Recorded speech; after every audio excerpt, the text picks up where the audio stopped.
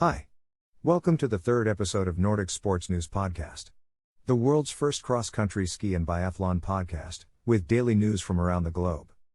Starting today with news from the German biathlon team. The 2021-2022 biathlon season starts in 5 weeks. The World Cup starts in Östersund, the IBU Cup in Idre, and a week earlier, Obertillich in Austria is the venue for World Cup and IBU Cup qualifying competitions for German biathletes. There it will be decided where the trip will go next. 2 sprint races will count as qualifying competitions. According to Bernd Eisenbichler, biathlon director of the German Ski Association, the team has tried a few things in recent years and had decided for the Olympic season to allocate the last spots of the World Cup and IBU to snow events and not roller ski events in mid-September. During a week of training in Obertillich, 2 sprints are in the program on November 17th and 18th. For women and men, there are still 2 places open at the World Cup. The World Cup starts with 7 German women. The World Cup season will open on 27th of November with an individual competition in Östersund, Sweden. 4 women are defined: Franziska Preuss and Denise Herrmann after 3rd and 10th place in the World Cup overall rankings last season. Vanessa Hinz and Janina Hedich, who along with Preuss and Herrmann won silver at the World Biathlon Championships in Pokljuka, no longer need to qualify. There is also Vanessa Voigt from Thuringia. After her overall victory at the IBU Cup last season, she has the right to start in the first round of the World Cup. 2 starting places are still up for grabs. Christian Meringer, coach of the women's national team, was already satisfied with the level of performance of women during German championship competitions. However, he also addressed physical deficits. "We can't improve this from one year to the next, you have to be meticulous," said Meringer, who explained that skiing 1% faster means investing a lot.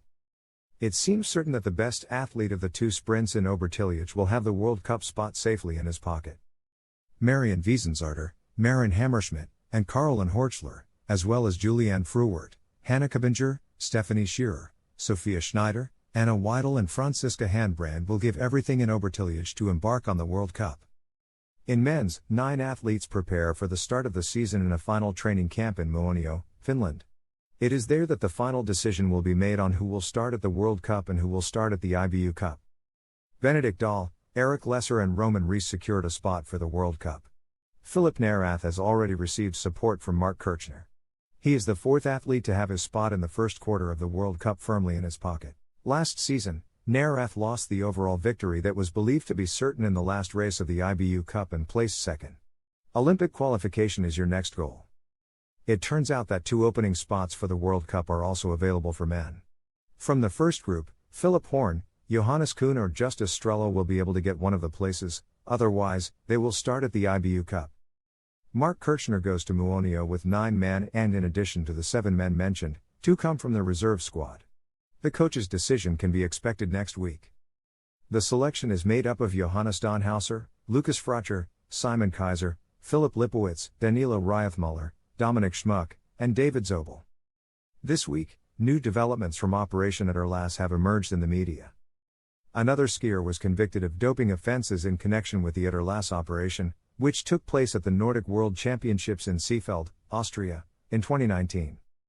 Estonian skier Andreas Virpalu was sentenced to 5 months in prison and a fine.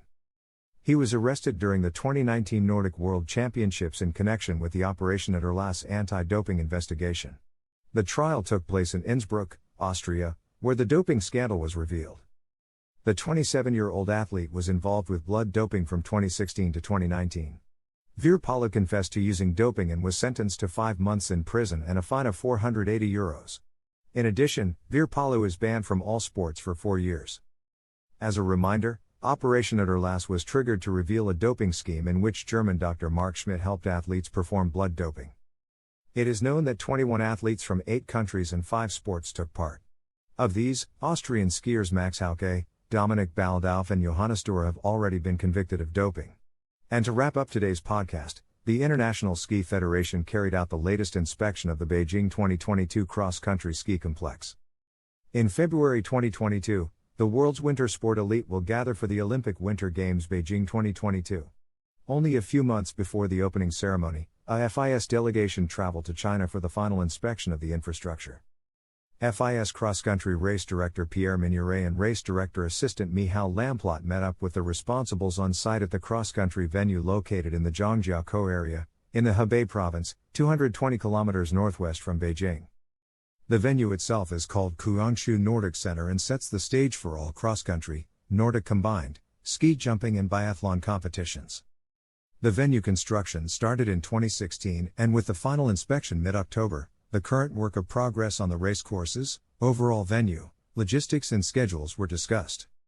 A final review and homologation inspection has shown that the competition courses and stadium meets the technical requirements and specifications listed in the FIS ICR, International Competition Rules.